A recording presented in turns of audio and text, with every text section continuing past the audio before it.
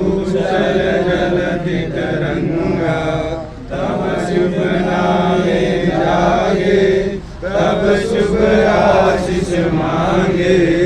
गाए सब जय गाथा जन गण मंगलदायक, जय भारत भाग्य विधाता।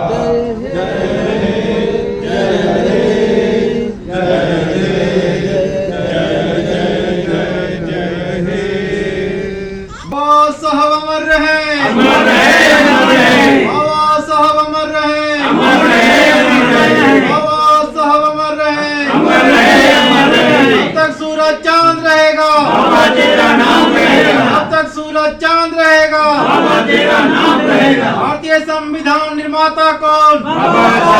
भारतीय संविधान निर्माता कौन? सबसे पहले करुणा के सागर महाकारुणिक गौतम बुद्ध जी, बाबा साहेब डॉक्टर B.R. अम्बेडकर जी के चरणों में श्रद्धा सुमन अर्पित करते हुए आज यहाँ पर मौजूद माननीय संयोजक जी, उपाध्यक्ष जी और हमारे साथी गुरु प्रसाद जी, महासचिव विनोद कुमार जी, उपाध्यक्ष गोकुल प्रताप गौतम जी और सभी साथी जो यहाँ मौजूद हैं, सभी को जय भीम नमो बुद्धाय। आज मैं 26 जनवरी के शुभ अवसर पर पूरे देशवासियों को लाख लाख बधाई देता हूँ, क्योंकि सबको पता है आज हम 75वां गणतंत्र दिवस मना रहे हैं। साथियों, बाबा साहब ने जो संविधान हमको दिया था, आज के दिन पूरा सभी एक एक गण का जो अधिकार चाहिए, मानवता का अधिकार, धार्मिक अधिकार, हर तरह के स्वतंत्रता उन्होंने दी थी। और आज हम जो है 75 साल पूरा कर चुके, लेकिन बाबा साहब जो संविधान को बनाने नहीं देना चाहते थे, जो संविधान को कभी माने नहीं, आज हम पूरा जो है भारत की बागडोर उनके हाथों में सौंप दिए। आपको पता होगा जो RSS है उसने कभी भी जो है संविधान को महत्व नहीं दिया। गांधी एंड पार्टी ने संविधान के विरोध में खड़ा रहे, लेकिन बड़े मुशक्कत के बाद बाबा साहब ने जो है संविधान को पास कराया। तो साथियों, हम सभी को ये कहना चाहेंगे कि हम लोग की जो एकता है वो खंडित हो रही है। खंडित होने के वजह से जो विरोधी लोग हैं वो काबिज होते जा रहे हैं संविधान पर। साथियों, इसमें अपनी सत्ता लानी होगी और सत्ता ले आकर के संविधान को अपने हिसाब से, जो संविधान सुचारू रूप से जब तक नहीं चलता तब तक हमारे गरीबों भाइयों को या SC ST OBC को सम्मान की जिंदगी नहीं मिल सकती। तो साथियों, हम यही चाहेंगे, आप सब चाहे जितने भी संगठन में हो, चाहे जितने भी धर्मों को मानने वाले लोग हो, SC ST OBC के लोग खास करके संविधान को समझें और मानवता को समझें, और मानवता के अनुसार जो बाबा साहेब चाहते थे, जो सपना बाबा साहेब ने देखा था, कहीं न कहीं हम जो है उसको वो पूरा नहीं कर पा रहे हैं। मानवर काशीराम साहब ने बहुत मेहनत करी, जो कि सबको जोड़ने के लिए कोशिश किया और बाबा साहेब को जो है ले आके सामने खड़ा किया। तो BSP ने जो हमको अधिकार दिलाए, जो बाबा साहेब को भारत रत्न से पुरस्कारित कराया, वो BSP की देन थी। तो साथियों, आज हम अलग अलग छोटे छोटे जो है पार्टियां न बना करके किसी एक पार्टी को, जो राष्ट्रीय पार्टी हो, उसके साथ हमको चलना चाहिए। और जो डॉक्टर अम्बेडकर नवयुवक दल है वो सबको एकत्रित करने की कोशिश करता रहता है और सबको जो है संविधान की शिक्षाएं देने की कोशिश करता है।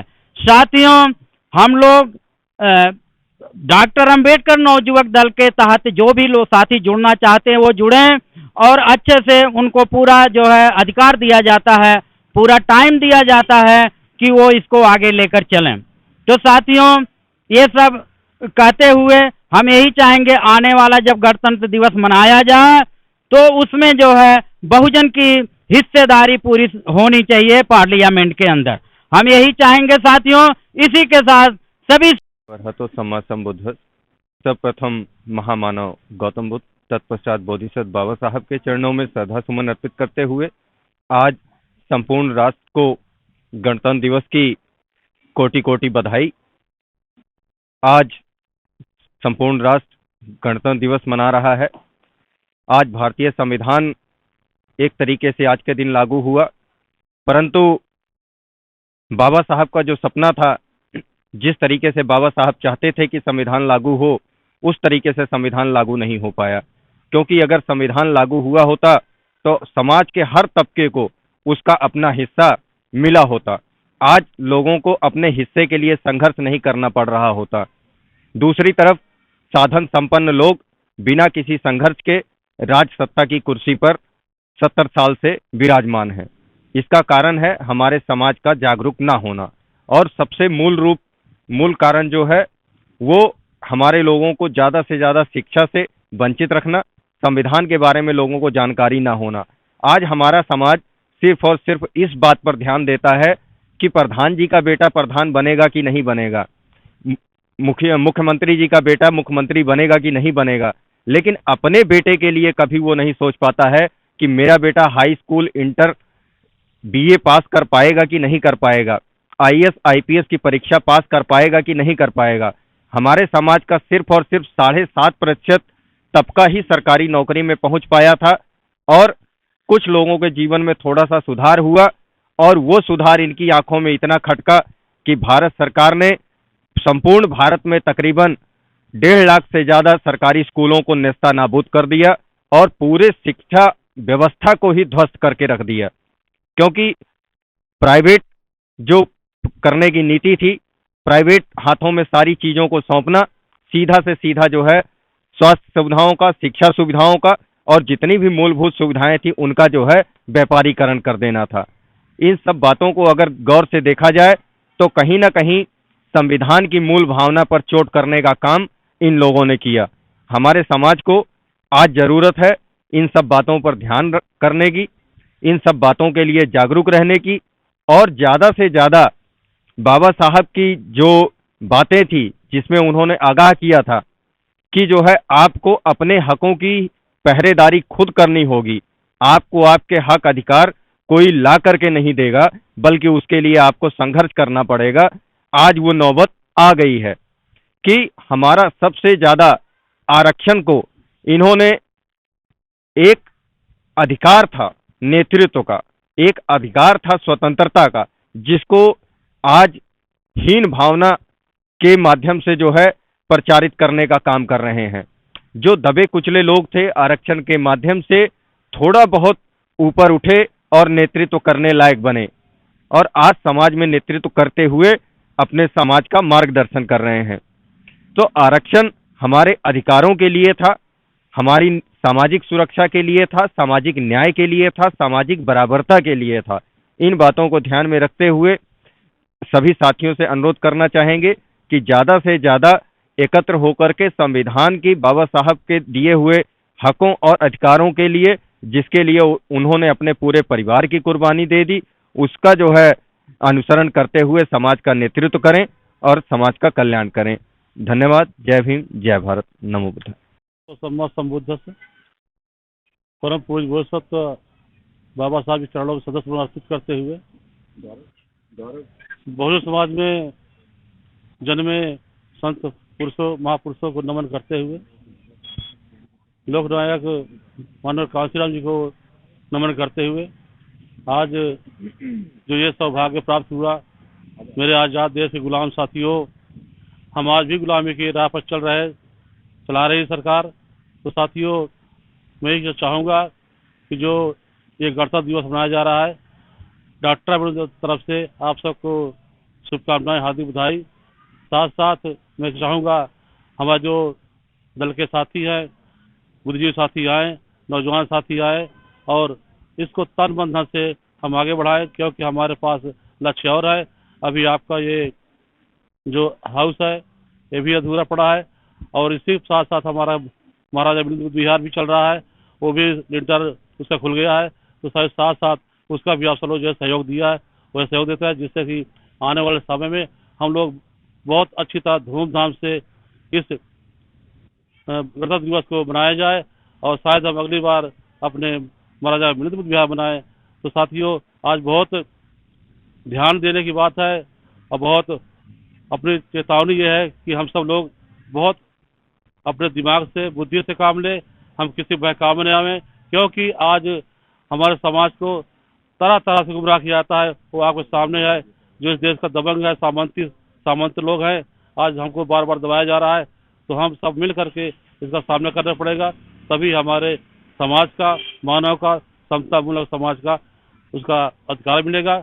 क्योंकि जो संविधान है समतामूलक, आर्थिक स्वतंत्रता, भाईचारा, बंधुत्व का दिया बाबा साहब पहले प्रश्न संविधान में, हमें उसको लागू करवाना है। जो सामंती लोग हैं, मानववादी लोग हैं, वो नहीं चाहते कि इस देश में संविधान पूरी तरह से पारित हो, जिससे कि इनको हक अधिकार मिले। तो हमें इसके लिए संघर्ष करना पड़ेगा, क्योंकि बाबा साहब लगभग 63 साल संघर्ष करते करते अपने परिवार के बच्चों को इस समाज के पीछे त्याग किए, जिन्होंने बहुत दुख की बात है कि आज हमारा समाज सोच नहीं रहा कि हमारे महापुरुषों के त्याग तपस्या की है, तब आज हम यहाँ पर खड़े हुए हैं। नमो बुद्धाय, जय भीम, जय भारत।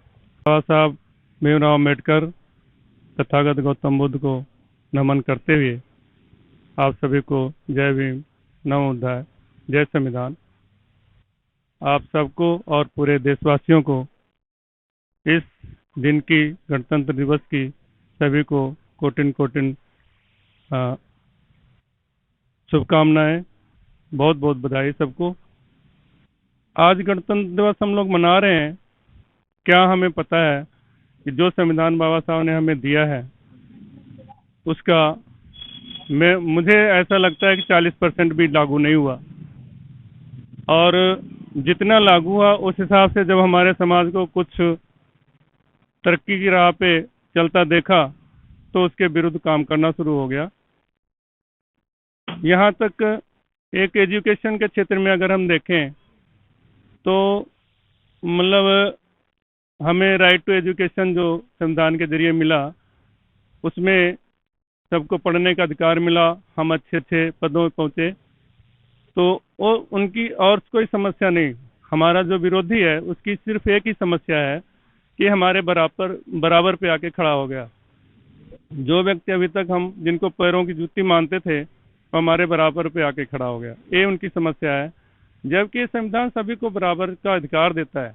ऐसा नहीं है कि बाबा साहब को सिर्फ लोगों ने एक दलितों का मसीहा बना के रख दिया, ऐसा नहीं। उन्होंने भारत का उज्जवल भविष्य देखा था और उस हिसाब से संविधान लिखा था। उसमें संविधान में कोई ऐसा नहीं है कि सिर्फ एक तबके को कोई अधिकार खास दिया है। सिर्फ लोगों को उठाने के लिए सबको अधिकार बराबर उनको देने पड़े, और अगर सभी लोग एक लेवल पर आते हैं तो विश्व गुरु बनने का रास्ता तभी प्रशस्त होता है।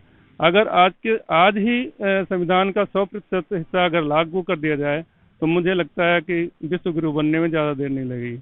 बाबा साहब के बहुत ऐसे विचार थे जिनके बारे में लोगों को पता ही नहीं है। जैसे कि उन्होंने इकोनॉमिक्स में जो पीएचडी इनकी थी, बाबा साहब की 2 पीएचडी इकोनॉमिक्स में थी, और लोगों को इस बारे में पता ही नहीं है, क्योंकि वो बहुत ज़्यादा पकड़ रखते थे आर्थिक लेवल की। इसीलिए उन्होंने संविधान में वो चीज़ें सब झलकती हैं कि हर व्यक्ति को बराबर पे ले आना चाहते थे, चाहे महिलाएं हों, चाहे किसी भी तबके के व्यक्ति हों। आज शिक्षा का स्तर इतना गिरा दिया गया है कि कोई गरीब पढ़ ही नहीं सकता है। अब कोई सवर्ण या दूसरे लोग अगर ये समझें कि नहीं सिर्फ SC ST और OBC को सुविधाएं हैं, ऐसा नहीं है। अब जो गरीब आदमी सरकारी स्कूलों में वो अपने बच्चे डालता था, वो क्या आज सरकारी स्कूल हैं उस काबिल पढ़ाई के लायक? सरकारी स्कूल बच्चे ही नहीं, उनको रखा ही नहीं गया।